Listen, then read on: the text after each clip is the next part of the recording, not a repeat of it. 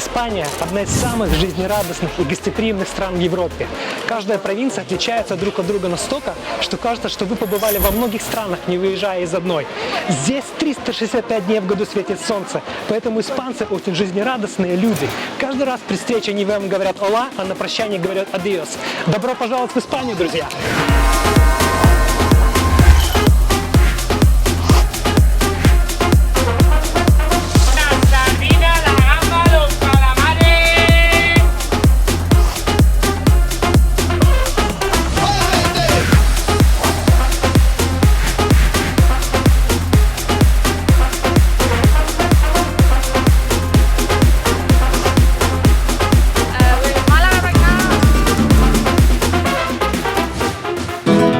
Из холодного норвежского лета 6 часов на машине до Осло, а потом еще 4 на самолете, и мы в Испании в 35-градусной жаре. В городе Малага. Именно тут зародился знаменитый испанский стиль фламенко – малагенья, который вы сейчас слышите. Гитаристы со всего мира считают за честь освоить эту мелодию. Ну а мы с вами давайте осваивать город Малагу. Из аэропорта до центра города на такси мы доехали за 8 евро. Заодно посмотрели маяк Ла Фаролла. По ходу поездки таксист пел нам песни и показывал местные достопримечательности.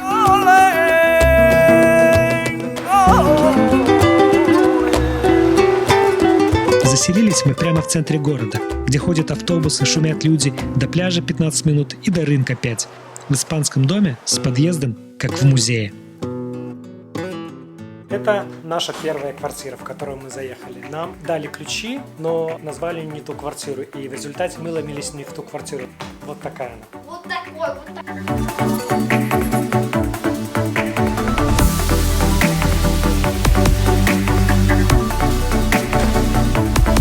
Что нужно человеку, который живет в деревне? Конечно же, попасть в город. И что нужно человеку, который живет в городе? Конечно, попасть в деревню. Вот мы на протяжении года живем в нашей деревне, где один лес, где одни горы, где очень мало людей. И мы просто наслаждаемся от вот этого количества людей, которые мы сейчас видим. Наслаждаемся от этого шума города, от работающих людей, от сигнальщих машин.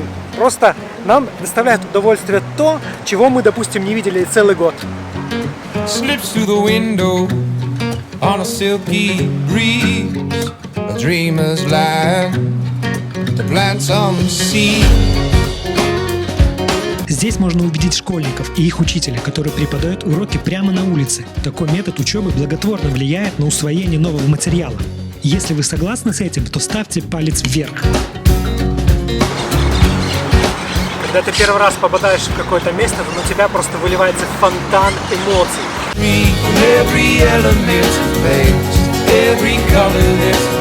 Малагуэта – центральный пляж Малаги. Кажется, что надпись сделана из песка, и каждый, кто здесь побывал, обязательно должен сделать пару фоток для своего инстаграма.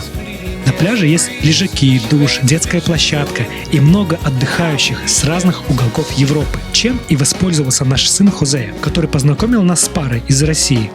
Настя, Илья и их дочка. Всего лишь 2 недели назад они переехали на постоянное место жительства в Испанию. Илья – программист и как работник этой профессии может работать из любой точки мира. В парке Малаги вместо голубей мы увидели много попугаев, которые перелетали с пальмы на пальму, вызывая у нас много восторга. Но мы достали наши телефоны и начали их фоткать. Было ощущение, что мы попали в зоопарк под открытым небом.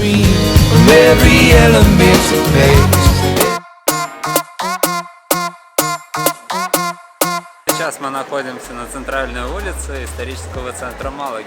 Здесь много магазинов и кафе, где можно перекусить еще. Вот если в Норвегии на таких улочках вешают зонтики для того, чтобы дождь не попадал на проходящих людей, то в Испании, по крайней мере в Малаге, на центральной улице они повесили такую ткань, скатерть красивую для того, чтобы просто людям не было жарко, когда они гуляют, особенно вечером. Это создает очень классную атмосферу, очень классное настроение у всех, кто здесь находится. Как вообще найти интересное и вкусное заведение в месте, в котором ты первый раз? Если вы видите, что около какого-то кафе или ресторана или какого-то магазина находится очень много людей, все, что вам нужно, это пойти туда. На центральной улице мы увидели магазин мороженого и большое количество людей. Пройти мимо мы не смогли. Доброжелательные продавцы показали и рассказали о разных сортах мороженого. Оказывается, есть даже мороженое, которое едят только испанские пенсионеры. Прямо напротив нарисованы огромные крылья бабочки. Они такие реалистичные, что кажется, сейчас Кристина взмахнет ими и улетит собирать нектар на ближайший цветок.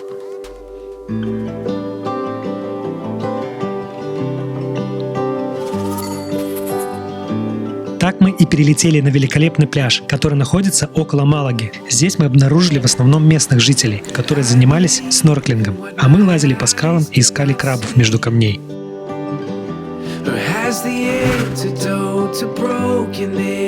На этот пляж мы добирались с приключениями. Попасть сюда можно на междугороднем автобусе. Отходит от центрального вокзала, идет около 20 минут. Но мы не знали. И мы купили билетики на автобус, купили за 10 евро 10 проездов, но оказалось, что эти билетики, они не годятся для этого автобуса. Пришлось заново покупать билеты на междугородний автобус.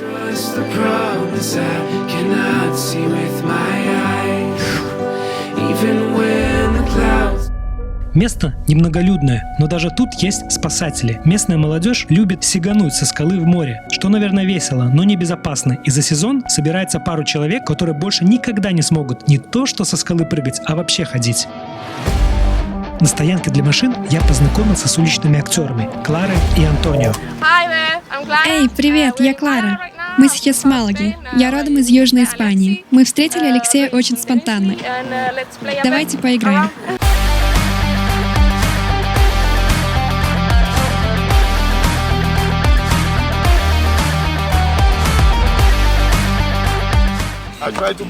Я пытаюсь быть жонглером.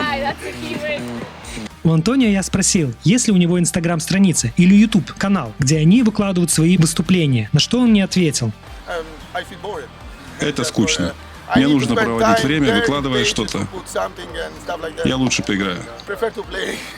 Так они свободны от всех социальных сетей, путешествуют по Европе и устраивают огненное представление. Но, как мы знаем, последние годы были не самыми лучшими для людей творческой профессии. Это, можно сказать, уличные музыканты или актеры, которые ездят по всей Испании на своей машине, на своем фургончике и показывают разные шоу. Таким образом, они живут и зарабатывают себе на жизнь.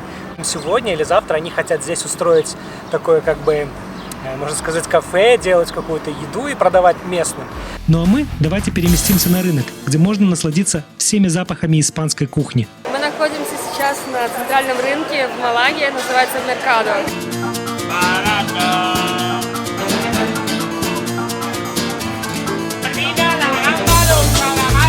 На рынке Атарасана всегда можно купить свежие морепродукты, овощи и фрукты. Местные торговцы веселые и любят позировать на камеру. Видите, как он мило укладывает свои виртуальные волосы? Продегустировав какой-нибудь фрукт около прилавка, вы обязательно купите его, потому что продавцы обладают какой-то гипнотической доброжелательностью.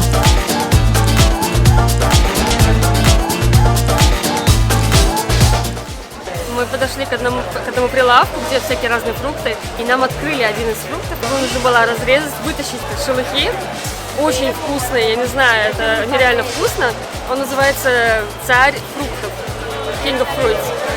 И вот он такой беленький, он сладенький, но очень свежий. Мы попались на крючок. Дав попробовать один фрукт, потом еще один, а потом еще, продавщица начала предлагать нам и вишни из Малаги, и манго из Малаги. Они увидели в нас туристов, дорвавшихся до дешевых испанских фруктов.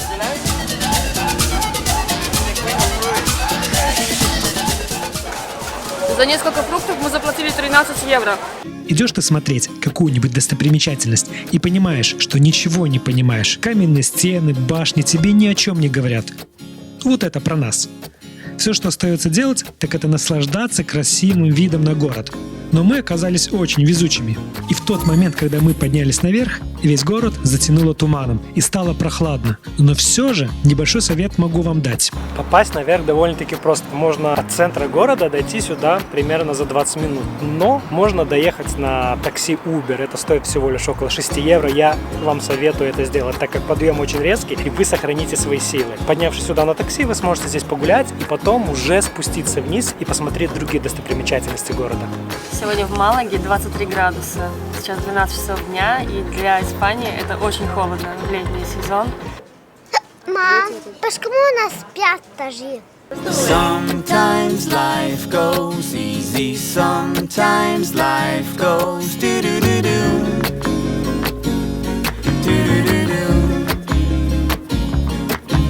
Это место запомнилось нам вкусным кофе с молоком в граненом стакане и невероятно милой и дружелюбной белочкой, которая кушала прямо из наших рук. При долгих прогулках травм и мозолей не избежать, и весь запас наших лейкопластырей быстро исчерпался. И тут подходит к нам одна испанка, наверное, и дает пластырь. Дала пластырь, мы одели, и как она быстро среагировала. Так что при путешествиях хорошая обувь – это залог всего. С крепости открывается вид на все части города. Видите стадион для проведения корриды, и рядом стоят жилые дома, с балконов которых жители могут наблюдать за происходящим, не выходя из своей квартиры. Пока мы спускались с горы, туман над городом рассеялся, и испанское горячее солнце опять приступило к своим прямым обязанностям – согревать жителей города. На улицах Малаги, как в принципе и во многих испанских городах, можно встретить девочек в белых платьях. Это они проходят обряд конфирмации.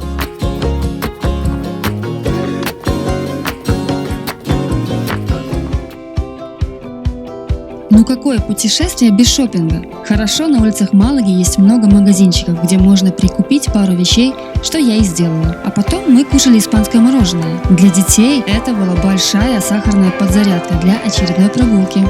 Вот небольшой перекресток, и вы не поверите, 80 секунд горит зеленый свет. Таким образом, они вырабатывают очень сильное терпение, как и водители, так и пешеходы.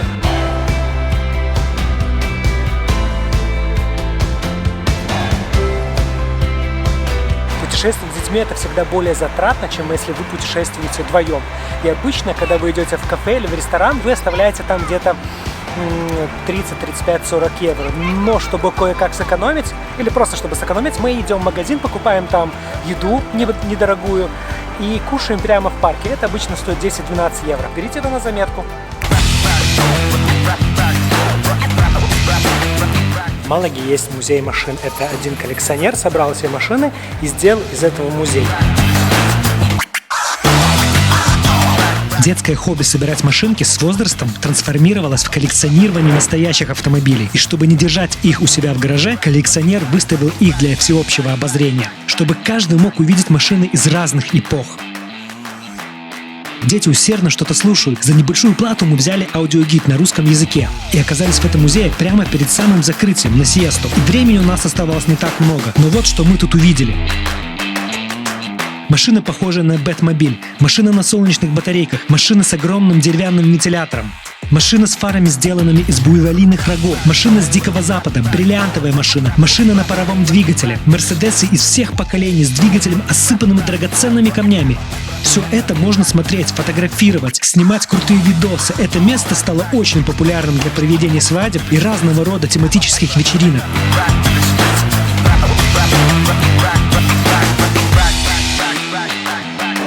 Небольшой лайфхак от нас. Для тех, кто будет в Малаге и хочет посмотреть на город сверху, заходите в этот отель, поднимаетесь на 8-й этаж и смотрите. Как оказалось, мы каким-то образом попали на закрытую вечеринку прямо на крыше здания. Слышите, здесь играет живая музыка?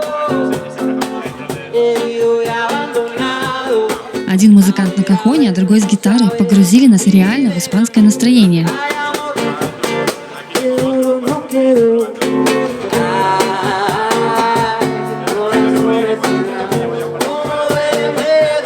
Видите кафедральный собор, у которого не хватает одной башни? Ее решили не достраивать, а оставшиеся деньги пожертвовали на нужды борцов за независимость Соединенных Штатов.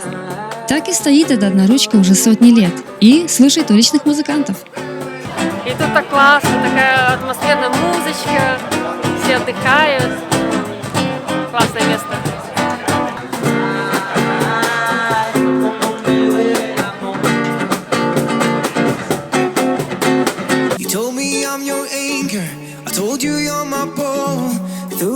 wind and fire, we try to hold on. На улицах Испании жизнь кипит полным ходом. Люди ходят по кафе, ресторанам, музеям, загорают, купаются. We're still on board, dancing in the Уличные музыканты своей игрой поднимают всем настроение. Дети резвятся, а шахматисты вдумчиво просчитывают ходы. anywhere. Older Кто-то в маске, кто-то без, но все наслаждаются общением. Как оказалось, мы настолько социальные и тяжело переживаем одиночество. И, конечно, нехорошо быть человеку одному, и для этого и существует семья. on my own. Ну а теперь самый главный лайфхак от Solo Family. Как не остаться одиноким и никому не нужным? About to break. Начни меняться сам и перестань менять других. Перестань менять своих партнеров, ища лучшего. Ты его не найдешь, пока не поменяешься сам. А если ты начал идти с ним или с ней вместе, то иди до конца. Совместная жизнь — это как спорт. Чем больше нагрузка, тем крепче мышцы, связывающие вас вместе. Если вы мой подписчик, то увидимся в следующем видео. А если нет, то желаю найти вам хороший контент, который будет вдохновлять и развивать вас.